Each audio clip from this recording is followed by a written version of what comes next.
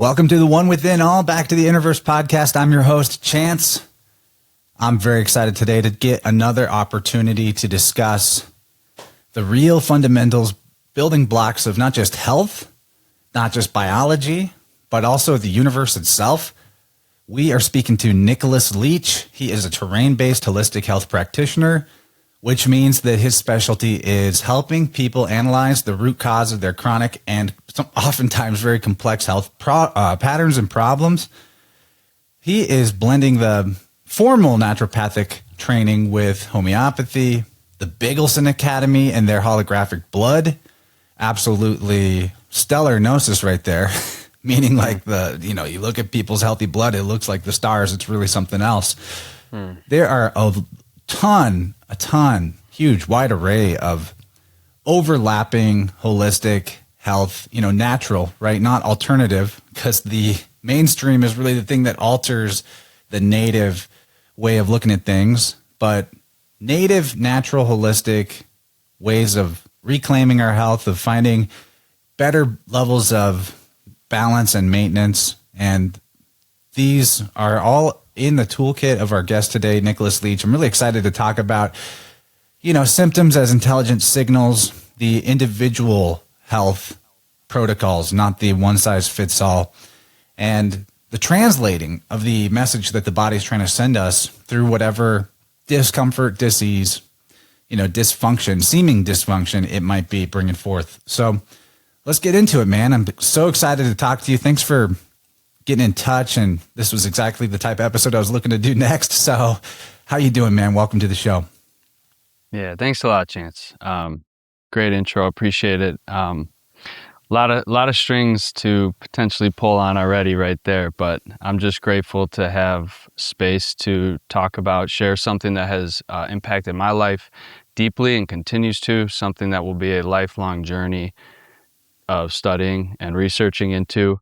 But as I go along, I'm going to share my current understanding. And as I do that, I continue to refine it in real time with gentlemen like you who are also interested in the truth about, what is the design of our body?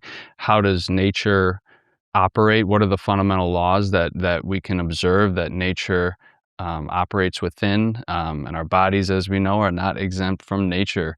So yeah, it's there's a lot of disciplines that you could kind of merge together when looking at this whole hodgepodge of truth here. So Totally, man. Usually it's not terrain versus germ that is the first step on the path towards actually dismissing the whole cooties, invisible ninja demons trying to hurt me storyline. Right. But, in that regard, I'm really curious just how you got here. What was your personal wake up moment, at least in the health realm? I'm assuming that you're probably into this stuff and now teaching and facilitating other people's healing because there's some kind of healing journey that maybe you had to go on. Yes, absolutely. Yeah. The old wounded healer archetype, right? That's definitely something I resonate with. Yeah, I've had no shortage of torturous mental states and emotional swings brought on by my earlier teenage self and lack of ability to navigate my own body and health and mind. And I'll spare some of the details, but I plunged pretty deep into my own version of darkness, as we all kind of go there in our own ways at times. And coming out of it, I would learn more and more about health and healing, but I always had a deeper sense that there was something off about culture, society. It took a while for me to realize that a lot of the existential tension and angst I had growing up as a kid was partially due to just feeling like just forced into trying to be someone I wasn't, or go along with the charade that, again, culture, society, healthcare kind of wants us to go along with. So it took some time to find some language to articulate what was wrong. And it took a lot of research as well. But yeah, probably 4 years ago, began the Great Awakening per se. as all the things that I was sensing, I started to now finally learn about and research and dig into it. And then, a lot of dots started connecting, and there's just, not to focus on the negative, but there's a lot of truth out there buried under industries of, propped up on false assumptions, whether it's the poison in food, fluoride in tap water. We have this recent glyphosate thing with all the crops and the produce. The way healthcare is modeled like a business, a $4.5 trillion per year business, mind you. I'm just trying to touch on the fact that I could sense that the things were wrong, like almost horribly wrong, like an inverted reality surrounding us in many different ways. And ultimately that's what drove me to the truth. I've always also just been like, I'd rather be slapped by the truth than kissed by a lie, that old saying. And that ultimately, that has been what has led me to the terrain paradigm and to many other, health and freedom based movements. So I think it's quite an active time to be alive, beautiful time to be alive, a lot going on. So now I'm just trying to find my part in it, participate in the positive action and movement. But not sure if I answered the question there. I probably trailed off a bit, but yeah. Well, you brought up how the truth gets buried by industry. It's making me think of how the Epstein files are circulating really, really fast right now. And at the same time, you have both sides of the aisle. You got Trump and Obama dangling the space aliens are real thing in front of everyone. Like, they've been keeping that particular distraction in their back pocket for a while.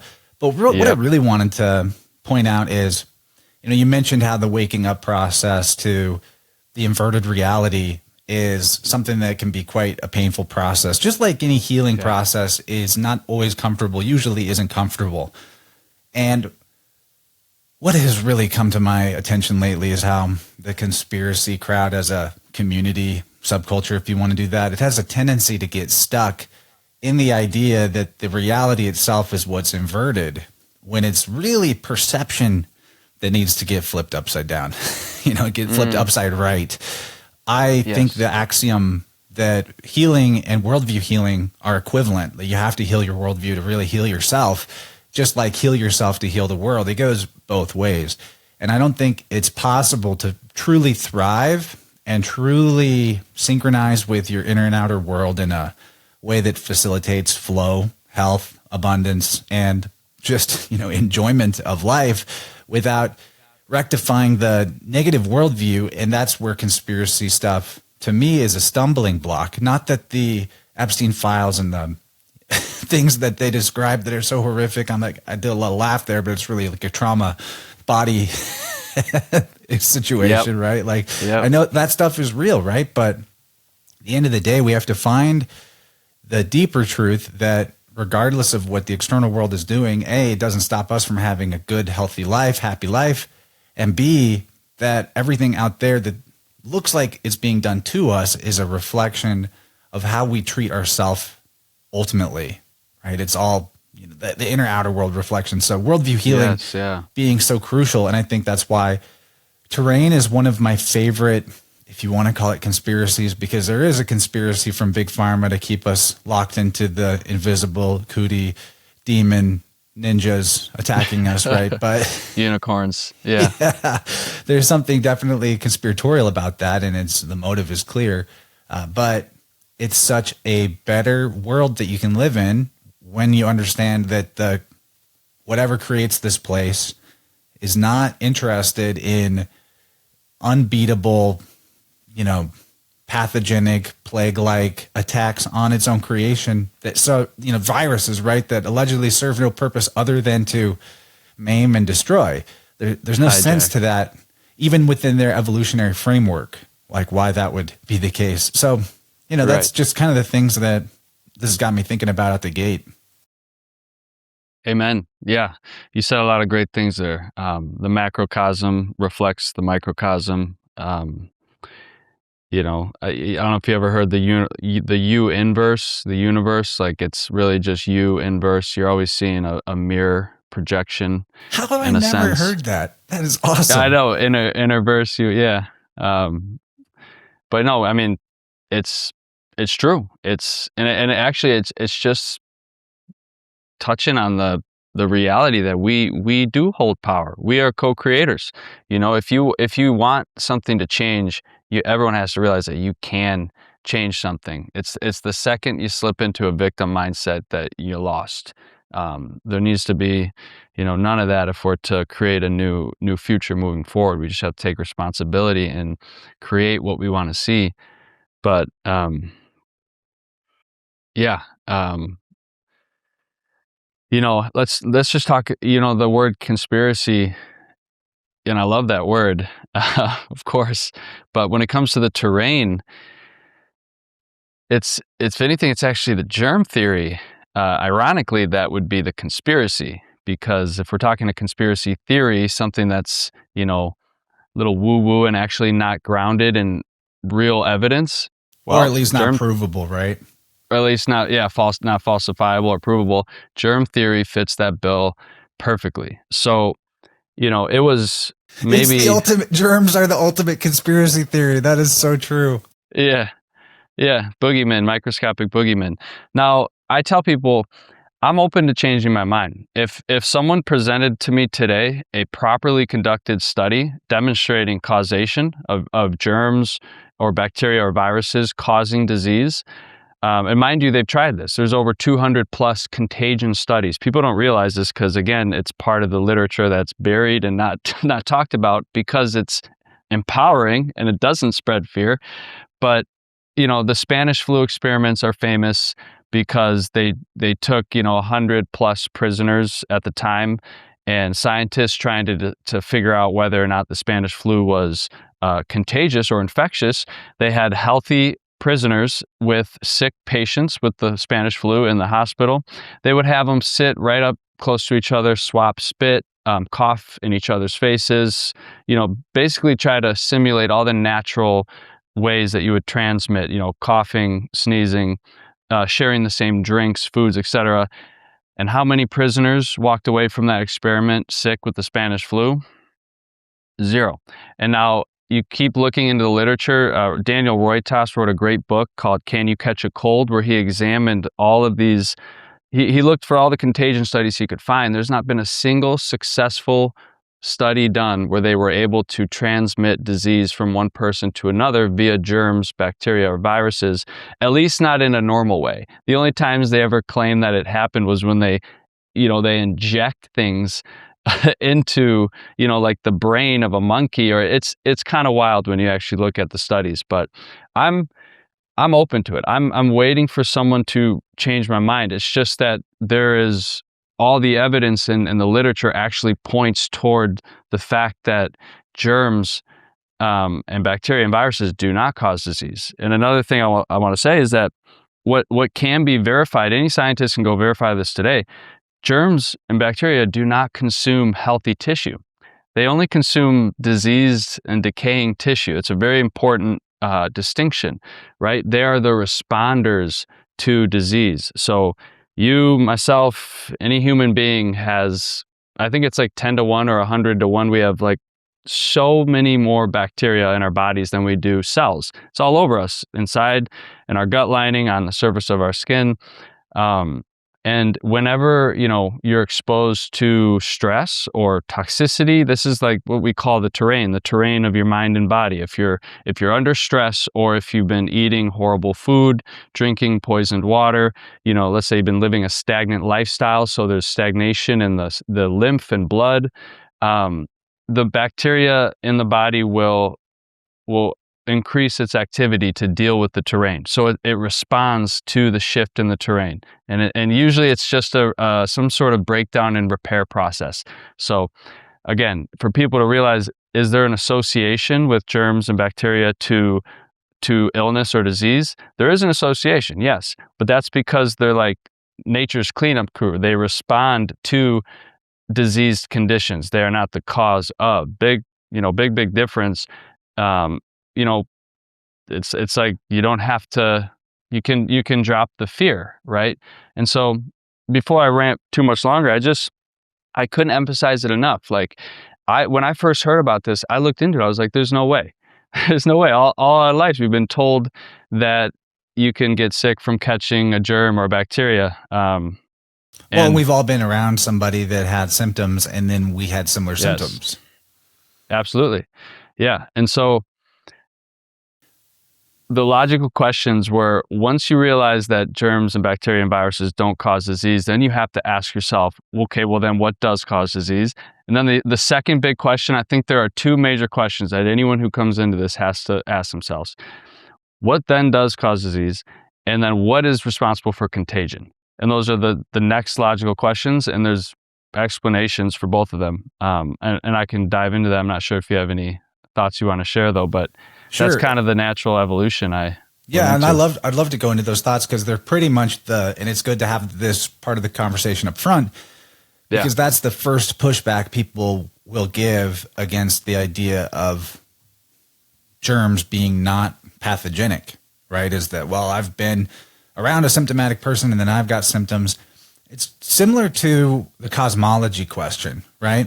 Just because somebody does not accept the extremely flawed and provably erroneous cosmology given to us by NASA of what the Earth is and its place in the larger universe, that doesn't mean they have to answer the question of, well, what is it?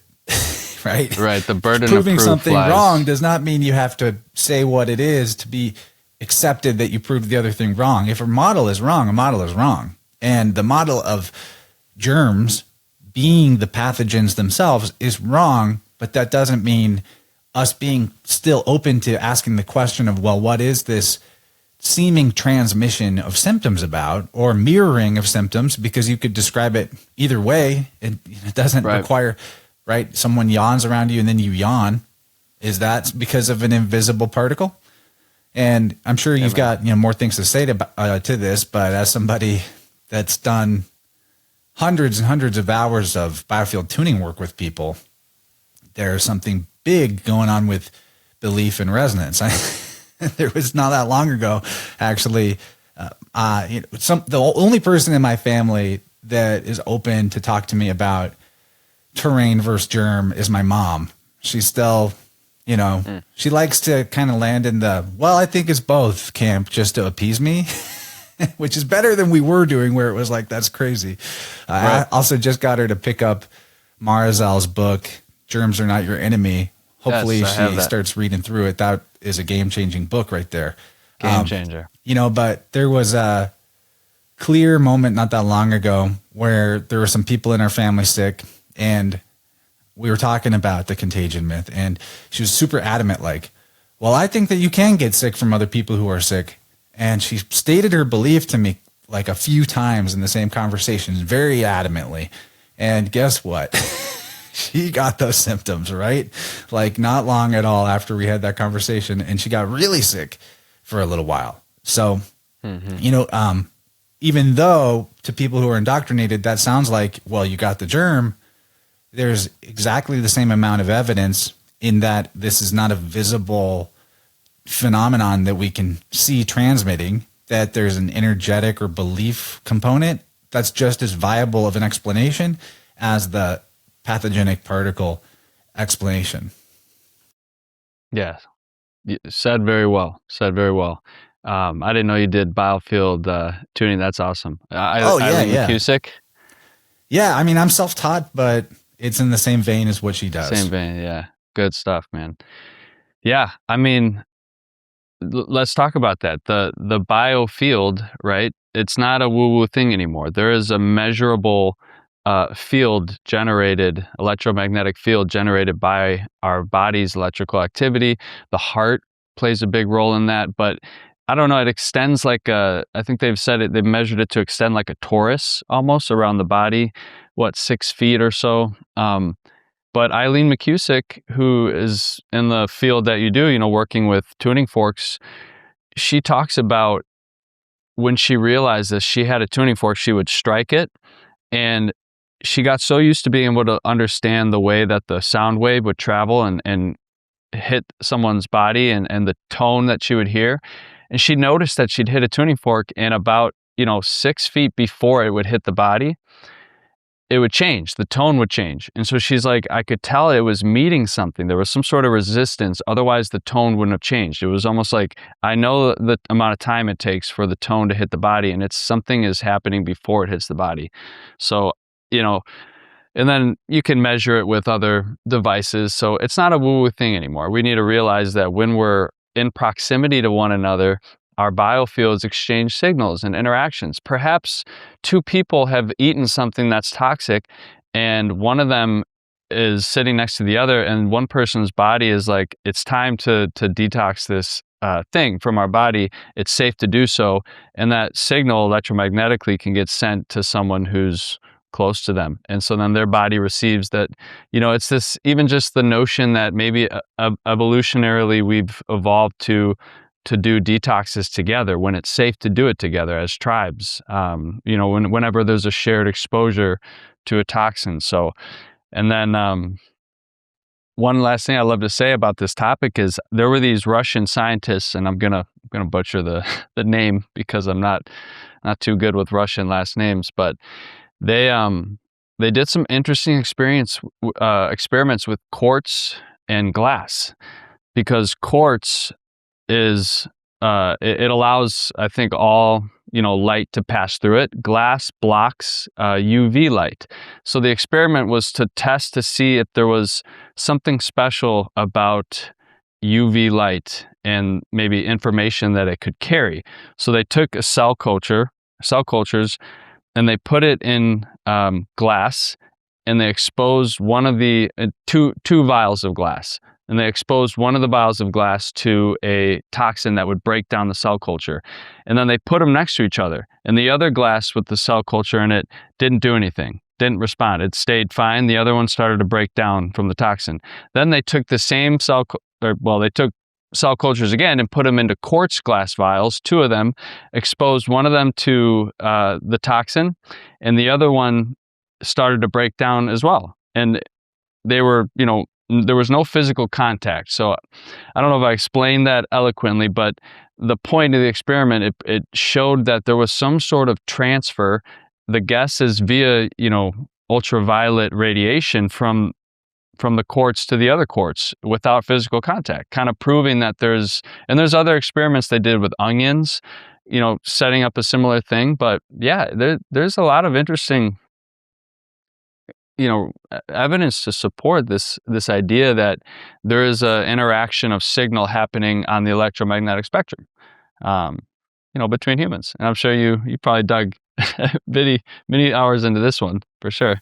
Right. And how much of our bodies has a crystalline component. Maybe it's not exactly silicon like quartz, but I think alchemically it's been known for a long time that salts are receptive to information, frequency, energy, vibes, whatever you want to call it. There's a memory to it.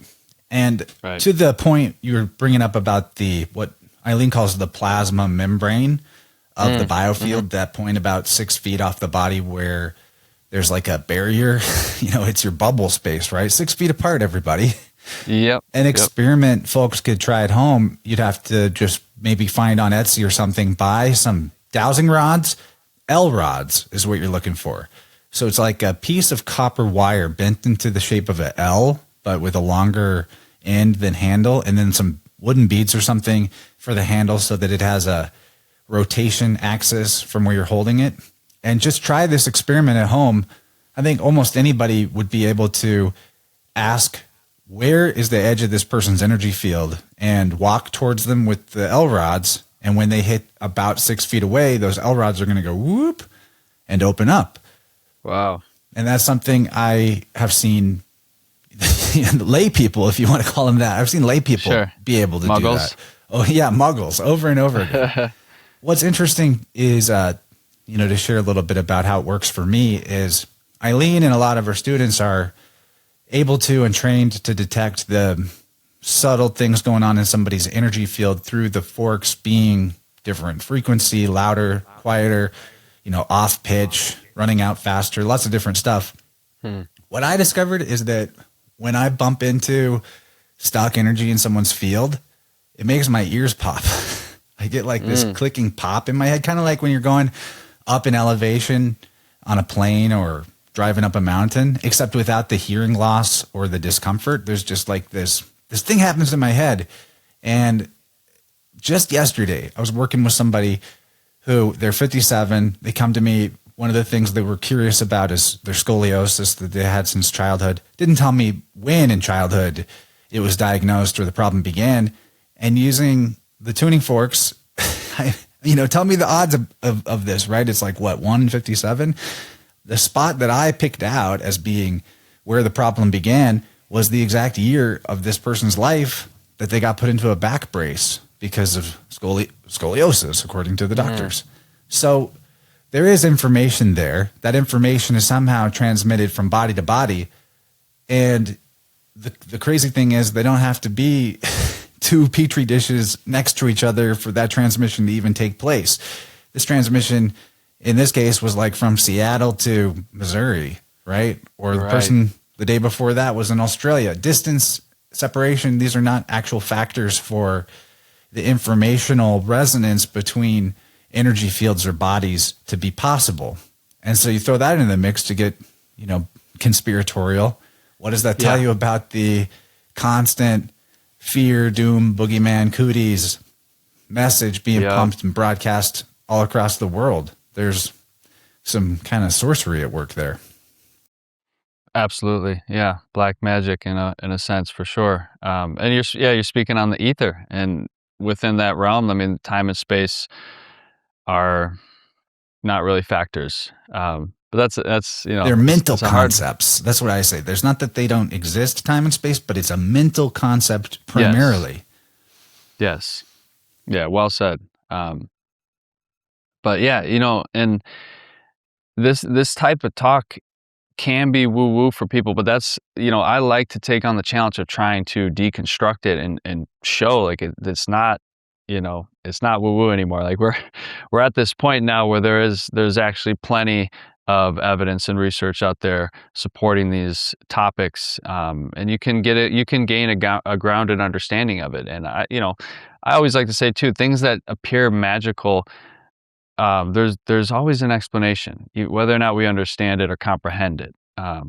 And I would say Nikola Tesla probably had things right. It tends to come back to energy, frequency, and vibration and resonance as to what explains these so-called phenomena. But to help give people a little more of a grounded understanding of like, if it's not germs or viruses being passed around from one another, what's going on? Why does it seem like communities get sick at the same time? Contagion, families. And there's a few other things I could illustrate. Like, I love telling this example. In the 1960s and 70s, I think 70% or more of America owned Teflon, cooking pans, nonstick cookware. So Teflon, there's a chemical coating on that cookware that when it gets heated past 500 degrees Fahrenheit, it releases horribly toxic fumes into the air. Mind you, invisible, odorless fumes. So there was something. It was a term coined polymer fume fever, and it was the fumes from those Teflon coatings being inhaled by people. They would have an acute reaction. You know what the symptoms of those acute reactions would be? Fever, chills, headache. And so I want you to imagine a scenario when a family, in the 70s or 80s is cooking food every night, and all of a sudden couple kids get sick, then mom gets sick the next day, and immediately it's like, oh, we must have caught a bug. We caught something, little Jimmy at school, something's going around. Little do they know, there's an invisible, odorless fume, toxic fume being inhaled from the cooking every night.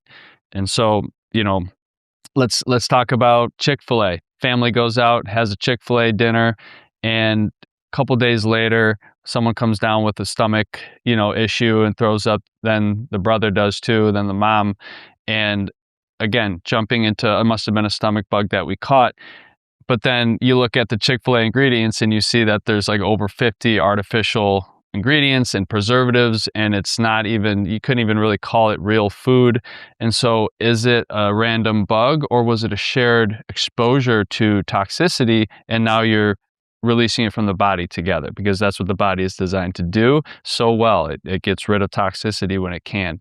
Last one I'll give is like flu season. So, a mom with her kids, it's Halloween time, they're eating candy, they're staying up late. A month later, Thanksgiving, they're eating pie, eating more sugar. Another month later, it's Christmas cookies, more sugar. Mind you, the weather's getting colder as well. So the cold, dry air is drying out their mucous membrane. So as an adaptive response, their bodies are producing more mucus to lubricate things, to excrete waste. And then one of them comes down with symptoms. And so it's just assumed, again, I don't know why I always use the name Timmy, but little Timmy caught the flu, right? Caught a flu from someone. Something's going around at school. It's like, guys, nothing's going around in the sense that we think it is like a flu. It could very well be the fact that when the weather gets dry and cold, our bodies produce more mucus as a response, and we're eating lots of sugar during the holidays. So the body is releasing things. It's trying to push some of that excess waste out. And really, you could go on and on and on about, there's so many different beautiful illustrations as to why contagion exists. The electromagnetic one, have you ever read Arthur Firstenberg's book, The Invisible Rainbow? No, but I've heard it discussed at great length, and there is something interesting there as well. And this is not meant to be pushback against the validity of the argument, but I think part of the problem that I have with the perspective is not that I disagree that dissonant fields and EMF have an effect on us, but I think in some cases the amount of bad scary that gets pushed onto that stuff to me seems a bit excessive, like going into the permanent victim mentality, nothing we can do about it situation. When we understand resonance on a bigger level, how coherent and orderly fields, if we want to just use that as a general term, across the fractal of like actual energetic fields to entire, a field out in nature, ecosystems, right?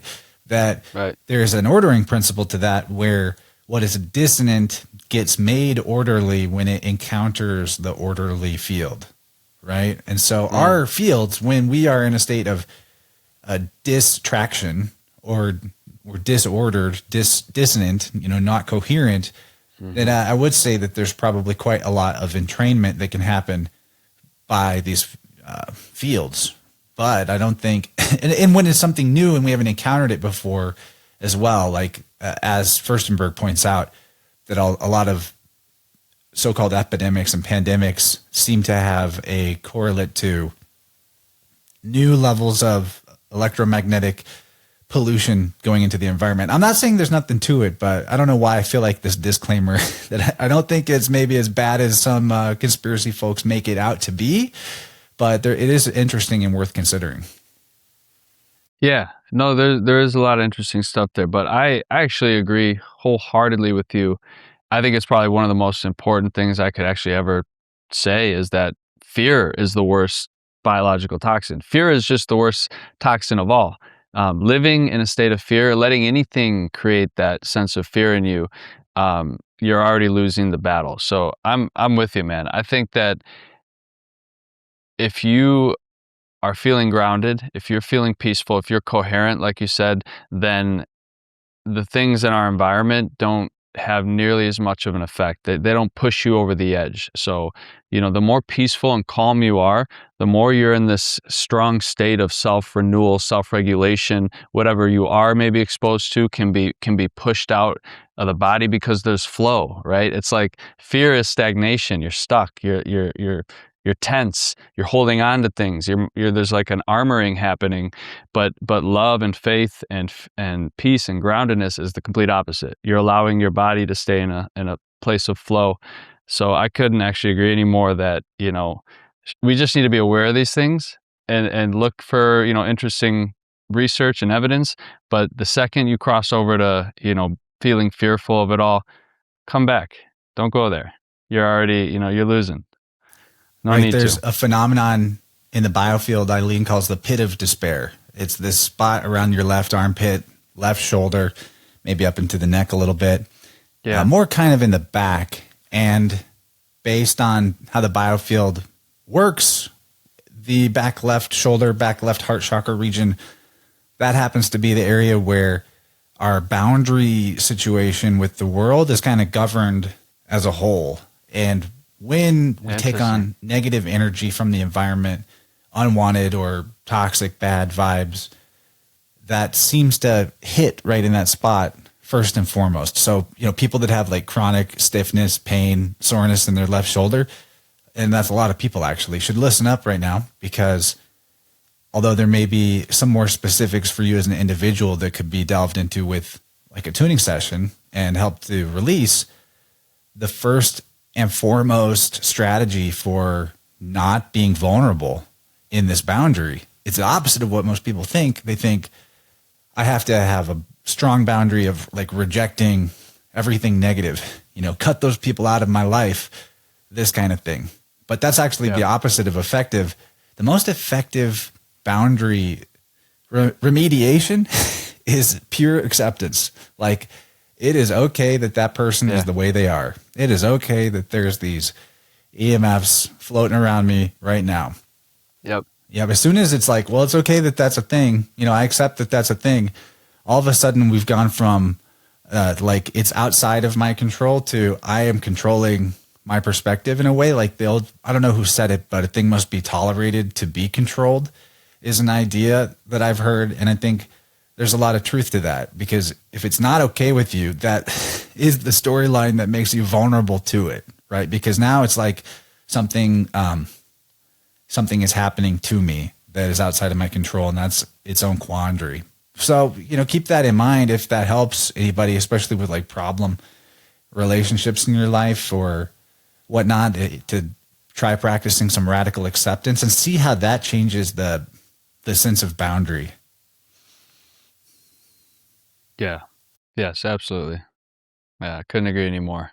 Well, I want to ask you a question from some of the topics that you offered that jumps out at me is why terrain theory is less of a theory and more rooted in natural law or hermetic principles. I think that's a pretty interesting topic, getting a little more esoteric with it.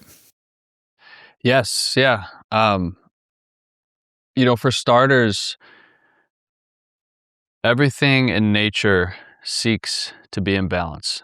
There's a rhythmic, balanced interchange or exchange that's always taking place. So, if a deer is dead in a forest, the fungi and the various organisms that are there to decompose, they'll always show up. They'll decompose the deer, they'll recycle it back into the environment, because to leave a deer there dead just with no action is, in a sense, it's not contributing to the environment. It's gonna,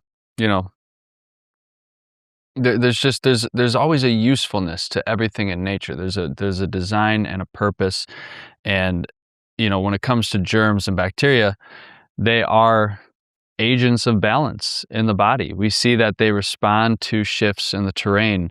So when I talk about viruses as a like not quite alive, pseudo alive particle that's only existence is to destroy without any constructive thing, that is outside of the framework of nature that you just described. That would be antithetical to it.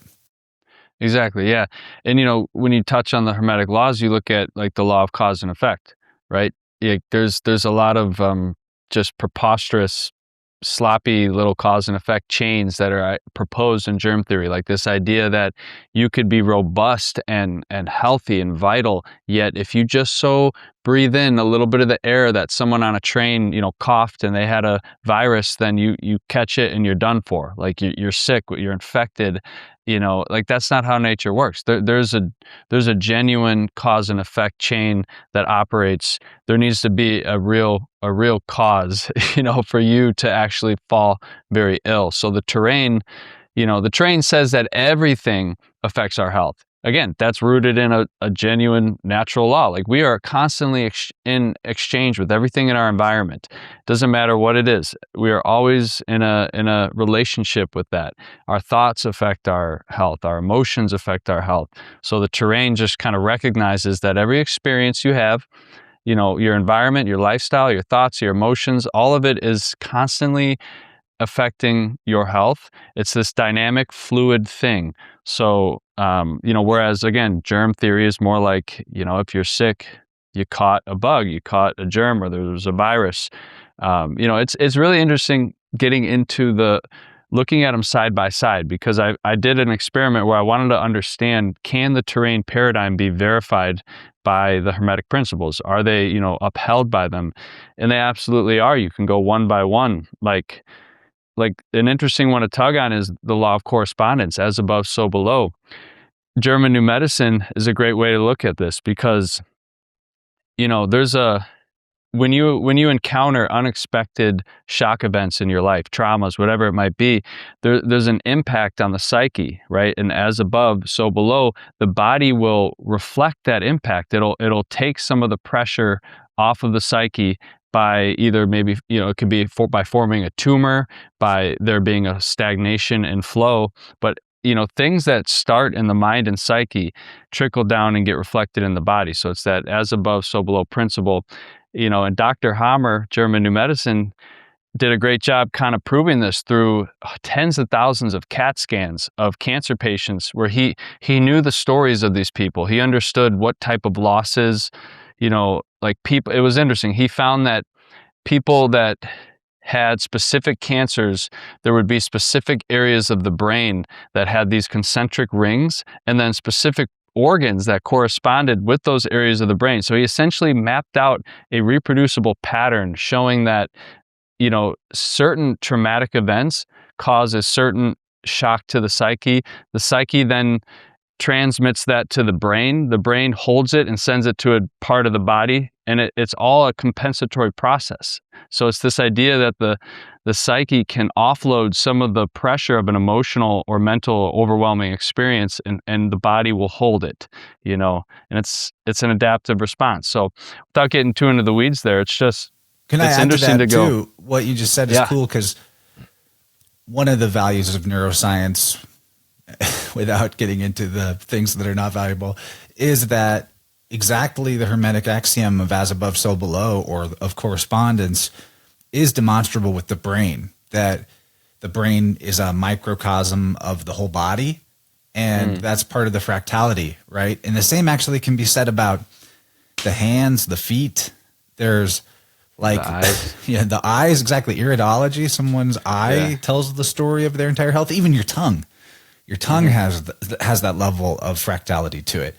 So these ideas, when you extrapolate that to the fact that there's an energy field that your body is inside, it only makes sense that, that would just be like another map. And I like, for new people to using tuning forks that haven't tried it before, check out reflexology, like points on the hands or the feet that correspond to certain body parts, because maybe you can't touch a vibrating weighted tuning fork directly onto some internal organ, but you can stimulate that organ and energize it with the corresponding foot point, like right on the bottom of your foot. The one I think that is most noticeable would be the heart point or the lungs point. Like maybe you're feeling short of breath or your heart rate is elevated, and you put that right on the corresponding point to your foot and feel your breath change, feel your breath get more expansive. That's a really cool way to use a tuning fork when you don't have, like, maybe, I'm always trying to get people to just pick up forks and use them, because the thing I hear most often is, I've got some tuning forks, but I don't really know how to use them. And it's actually, be creative with it. You're just introducing coherent vibrational energy to your body as a stimulus. You can't really go wrong with that. So, just a quick anecdote. One of my favorite stories about this topic, a client that I was working with told me they had just got tuning forks recently, and he had him in his backpack, and he was at a skate park, like skateboarding. And somebody there that he ran into was like on the bench because they had some kind of ankle injury that had flared up that was a recurring injury. And he's like, well, I got these tuning forks. I don't really know how to use them, but I'll try it out. And he said that within a minute or two of holding the fork around this guy's injured ankle, the guy said, the stranger said that it made a huge difference and the pain was gone and it was a lot better and he could, walk easily again. So it doesn't have to be complicated, right? There are levels of expertise, I guess, with experience and practice getting into some deep healing, old healing, with like old trauma, deep energy healing with tuning forks. But the point I'm trying to make is that the fractality, the correspondence, that might all seem kind of complicated, but it's actually a way of helping you realize the simplicity of harmony of all parts of the universe and all parts of self. Yeah, you're getting into the stuff I love to look into, like the holographic nature of the body. Something like you said, iridology, reflexology, they wouldn't be possible if there wasn't a holographic reality to this universe and, by extension to our bodies. Really, really fun stuff for people to look into too. This is, it gets you fired up when you start to kind of connect a few dots here and realize that you can examine the health of the whole by just looking at a small part of the body. And that, there's a map that shows that the ear looks like a fetus upside down, looks exactly like it. And you can, it's interesting. It is. I once very had a guy interesting. named Dave Maybe on the show who does like auricular energy healing. Yes. And exactly that. They just stimulate points on the ear and it causes all kinds of positive chain reactions. That's a good old one for people interested in that more obscure topic. But while we're in the first hour, Nick, let's talk about how you work with people, what it looks like to work with you, maybe some success stories, your mission in terms of taking on clients and what they might be able to expect if they were to contact you. Yeah, great question. I tell people that the system that I use is I'm not reinventing the health wheel. I don't need to reinvent anything. It's really a return to health. It's a return to realigning yourself with the natural laws that govern balance, govern health, govern nature. So I am the type of guy that if we start to work together, the very first things I'm going to make sure to look at is, have you mastered the basics? Are you getting enough sunlight every day? Are you breathing fresh air, drinking clean spring water, nourishing whole foods, right? There are these. So in the terrain paradigm, we talk about what are the real drivers of illness, and there's kind of three main categories. One of them is a little nuanced, but we have toxicities. So, when I work with someone, they'll fill out a form because I need to see a picture of their terrain. Really, this is how I kind of map out the terrain. I need to gain an understanding of their lifestyle, their habits, their environment, their toxic exposure, history, etc. So the first thing I'm looking for is toxicities. What are you exposed to that is harmful to the body? Synthetic, man-made substances or chemicals. And we work by minimizing all of those. And so, it's my favorite thing to do is to kind of play medical detective, right? MD, but not really the standard MD. MD as a medical detective. The standard MD is just like, what's your symptom? I got a pill for that. Get out of my office. Yeah. Hey, I got a pill for every ill. You came to the right place. Yeah. Government subsidized drug dealers, I suppose. But yeah, so, looking earnestly into all aspects of your life to figure out what is bringing toxicity to the body and how can we minimize that. And then, common examples, pesticides, herbicides, glyphosate, fluoride, antibiotics, pharmaceuticals, vaccine ingredients. People don't realize too, emotional toxicities, right? Like being in a state of fear, anxiety, depression. So getting into the symptoms of the soul is huge too, because those things have a toxic effect. Dr. Berlando, one of my favorite mentors, talks about how emotion, like stagnant or stuck emotion acts like radiation in the body. So, it's a very interesting thing to think about. But so we look at all those things.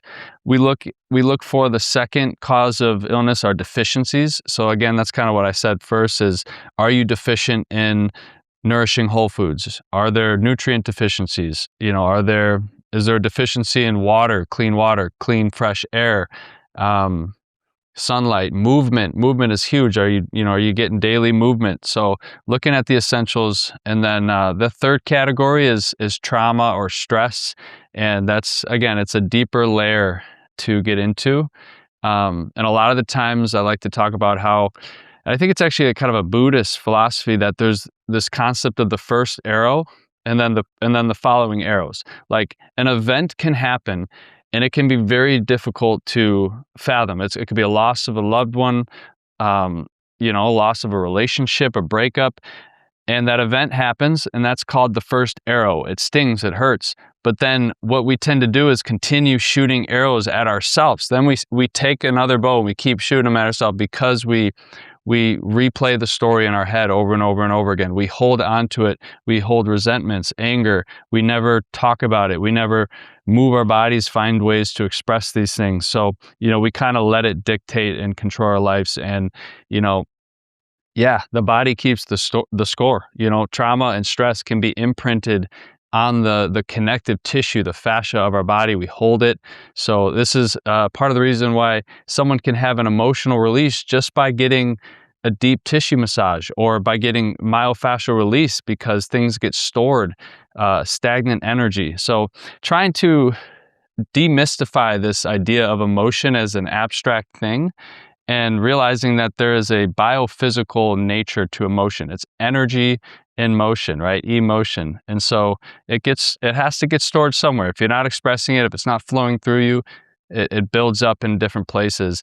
It's actually really interesting that, Chinese medicine, for instance, recognized that specific emotions have specific signature frequencies, and those emotions tend to resonate in specific organs. Like anger, the frequency of anger likes to resonate in the liver. So the liver quite literally becomes the organ responsible for offloading the back pressure of, created by anger, repeated anger. And so the lungs do the same thing for grief. So anyways, to pull it all back together, when I work with someone. You say back pressure, but another thing too is sometimes the repression of anger and irritation even causes back misalignment that puts pressure on the liver and bends it out of shape, geometrically speaking, in correspondence to the way that the person has this skewed relationship to that energetic spectrum or emotional frequency of anger.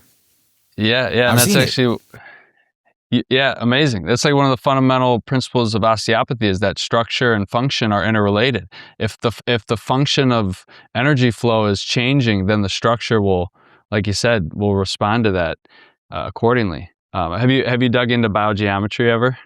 Oh yeah. Yeah. Love that. One of my favorite kind of rabbit holes to go into. But yeah. Anyways, working with someone, that's health. You have to look at everything. Like, that's the terrain. It's rooted in the reality that everything from birth trauma experiences, whether you were pulled out with forceps or you had the cord wrapped around your neck, everything from that to serious accidents in your childhood to, pharmaceutical exposure to emotional experiences, all of that is constantly influencing your health.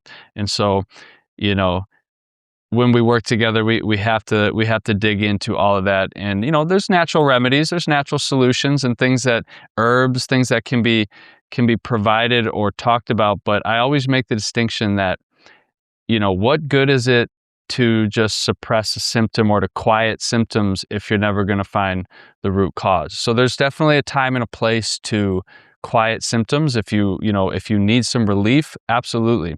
But we must never mistake symptom suppression with genuine healing, which is why I like to, I guess, consider myself like a root cause investigator, because that's my first order of business is let's find the causes. Let's not get lost in the effects. Let's find what are the causes that have brought you to me, and let's see how we can untangle you from those. in the best way possible, And so working with me could either be one session or it could be for months. Just depends. I've had different clients desire different things based on their needs, based on how deep they want to go, and for how long they need accountability and support. So, yeah. Love it, man. We're speaking the same language here.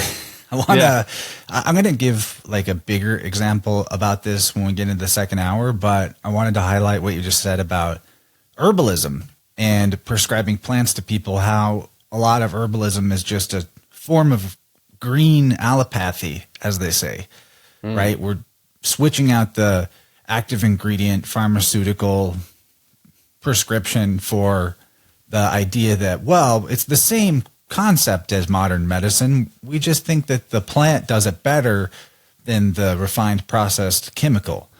The problem with that is exactly what you're saying, is like we're trying to mask or cover up or delay symptoms using it's the exact same philosophy of treatment as, big pharma. It's just a less poisonous pill that you're taking. So when I prescribe people plants to work with, I look at it like, and I do this coaching with them about how this plant on a spiritual and doctrine of signatures level is, you could look at it like it's your teacher, or it is itself a coach that wants to be, that we're going to anchor you taking this plant with the lessons of behavioral and mindset changes that we have uncovered the need for in this tuning.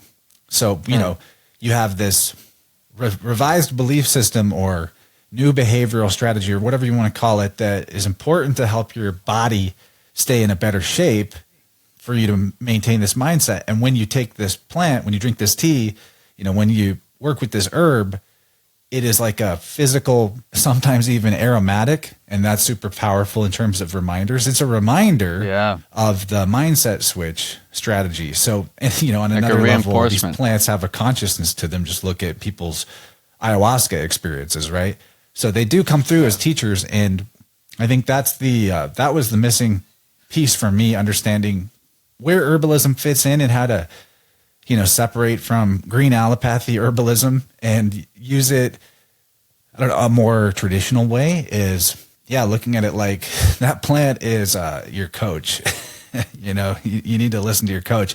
And when you take the plant, it's as much about the reminder of the lesson, maybe more so than it's true that there's a biopharmaceutical chemical aspect to the plant that has some effect, but nutrition, we could just say, is a nutrition supplement, and that's useful. So you get what I'm saying.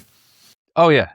Yeah. It serves as a reinforcement to the behavioral lifestyle shifts and mindset shifts that you introduce as well in your sessions. I love that. I mean, I follow the same philosophy, and, symptoms it's the body usually just trying to expel something from, whether it's just waste products or toxicity. I like to reframe them as self-corrections. Symptoms are self-corrections. It's the body's language of expressing the healing process. So, for instance, if you have bronchitis, you're coughing a lot, you got stuff in your lungs, you could take mullein leaf, and that's a great herbal remedy that you could make a tea out of.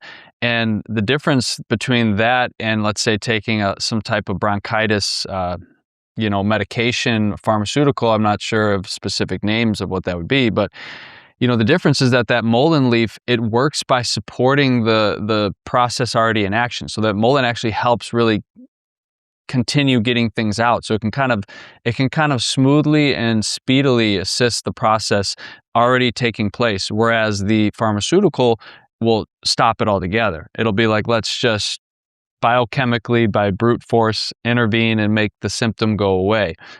So that's a key difference, is that there's these natural remedies that really kind of stand behind the natural intelligence of the body and help support and push what's already happening out in a way that's, can bring quicker relief and ease.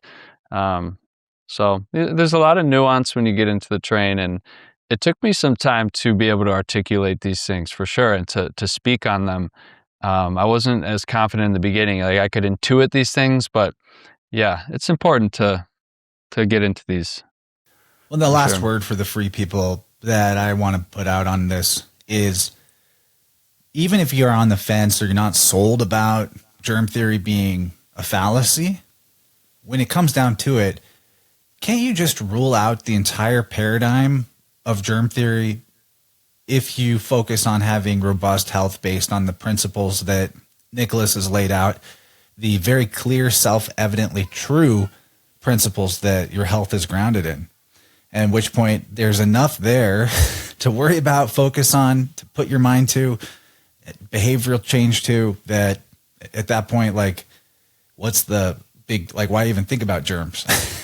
You know, that's right. That's where I'm at with it. So where can people find you? I know it's knowthyhealing.com. Can you give people your plugs, tell them, you know, what's on offer at your website as we finish up hour one?